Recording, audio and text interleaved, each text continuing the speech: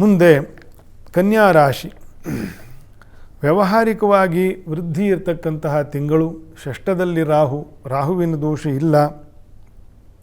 ವ್ಯಯದಲ್ಲಿ ಕೇತು, ಜ್ಞಾನಕಾರಕ. ಬೇರೆ ಬೇರೆ ಜ್ಞಾನಿಗಳು, ಉಪನ್ಯಾಸಕಾರರು, ಚಿಂತಕರು ಟೆಕ್ನಿಕಲಿ ಮುಂದೆ ಅವರವರ ಲೈನಲ್ಲಿ, ಡಾಕ್ಟರ್ ಇದ್ದರೆ ಡಾಕ್ಟರ್ ಲೈನ್, ಇಂಜಿನಿಯರ್ ಇದ್ದರೆ ಇಂಜಿನಿಯರ್ ಲೈನಲ್ಲಿ, ಅವರವರ ಆಸಕ್ತಿ ಇರತಕ್ಕಂತಹ ಲೈನಲ್ಲಿ ಕನ್ಯಾ ರಾಶಿಯವರಿಗೆ ವ್ಯಯದಲ್ಲಿ ಕೇತು ಇದ್ದಾಗ ಅವರಿಗೆ ಟೆಕ್ನಿಕಲಿ ಸೌಂಡ್ ಇರತಕ್ಕಂತಹ ಒಂದು ಜ್ಞಾನ ಬರ್ತದೆ, ಅಥವಾ ಅಂಥ ಜನರ ಸಂಪರ್ಕ ಆಗ್ತದೆ, ಅಂಥದ್ರ ಮೇಲೆ ಆಸಕ್ತಿ ಬರ್ತದೆ ಮನಸ್ಸಿಗೆ. ಎಲ್ಲಿವರೆಗೂ ಏನು ಈ ಜನ್ಮ ಅಂದರೆ ಏನು, ಕರ್ಮ ಅಂದರೆ ಏನು, ದೇವರು ಯಾರು, ಮೋಕ್ಷ ಅಂದರೆ ಏನು ಅಂತಂತೆಲ್ಲ ಚಿಂತನೆ ಬರ್ತಕ್ಕಂತಹ ಸ್ಥಾನ ದ್ವಾದಶ ಸ್ಥಾನ, ಇಷ್ಟಗತವಾಗಿರ್ತಕ್ಕಂತಹ ಕೇತು. ಹಾಗಾಗಿ ಕೇತುವಿನ ದೋಷವೂ ಇಲ್ಲ. ವ್ಯಾವಹಾರಿಕವಾಗಿ ಒಳ್ಳೆಯದು. ಧಾರ್ಮಿಕವಾಗಿರ್ತಕ್ಕಂತಹ ಸೇವೆಗಳು ನಡೀತದೆ. ರಾಹುದೋಷವು ಅಂಥದ್ದೇನು ಬರೋದಿಲ್ಲ. ಗುರುವಿನ ಬಲವೂ ಕೂಡ ಕೇಂದ್ರದಲ್ಲಿ ಗುರು ಸಂಚಾರ, ಸಪ್ತಮಾಧಿಪತಿಯು ಕೇಂದ್ರ ದಶಮದಲ್ಲಿ ಸಂಚಾರ ಮಾಡ್ತಕ್ಕಂಥದ್ದು. ಚತುರ್ಥ ಸಪ್ತಮಾಧಿಪತಿಗಳು ಒಂದು ವರ್ಷ ಪೂರ್ತಿ ಮುಂದಿನ ವರ್ಷದವರೆಗೂ ದಶಮದಲ್ಲಿ ಸಂಚಾರ.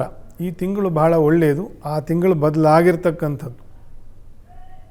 10ನೇ ಮನೆಯಲ್ಲಿ ಕೇಂದ್ರದಲ್ಲಿ ಗುರುವಿನ ಬಲ ಇರತಕ್ಕಂತಹ ತಿಂಗಳು ಜೂನ್ ತಿಂಗಳು. ವಿಶೇಷವಾಗಿರ್ತಕ್ಕಂತಹ ಫಲವನ್ನು ಪಡಿತೀರಿ. ಮುಂದಿನ ಜುಲೈನಲ್ಲಿ ಇದರ ಫಲವು ಹೇಗಿತ್ತು ಅಂತಂತೆ ನಿಮಗೆ ಗೊತ್ತಾಗ್ತದೆ. ನಮಗೆ ಬರೆದು ಕಳಿಸಿ ನಿಮ್ಮ ಅನುಭವಗಳನ್ನು.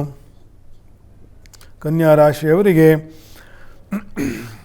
ಶ್ರೀನಿವಾಸ ದೇವರು, ಗೋಪಾಲಕೃಷ್ಣ ದೇವರು, ವಿಷ್ಣುವಿನ ಯಾವುದೇ ಮೂರ್ತಿಯ ಆರಾಧನೆ, ನಾಮಜಪ, ಅಷ್ಟೋತ್ತರ ನಾಮಜಪಗಳು ಇದನ್ನೆಲ್ಲ ವಿಶೇಷವಾಗಿ ಮಾಡಿಕೊಂಡು ಹೋಗ್ತಕ್ಕಂಥದ್ದು. ಕನ್ಯಾ ರಾಶಿಯವರಿಗೆ ಸಪ್ತಮದಲ್ಲಿ ಶನಿ ಅಂಥ ದೋಷಕರ ಅಲ್ಲ.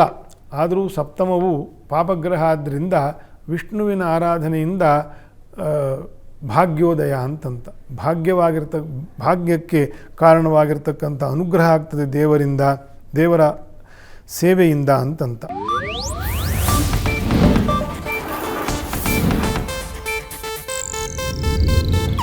ಇದು ಏಷ್ಯಾನೆಟ್ ನ್ಯೂಸ್ ನೆಟ್ವರ್ಕ್ ಪ್ರಸ್ತುತಿ.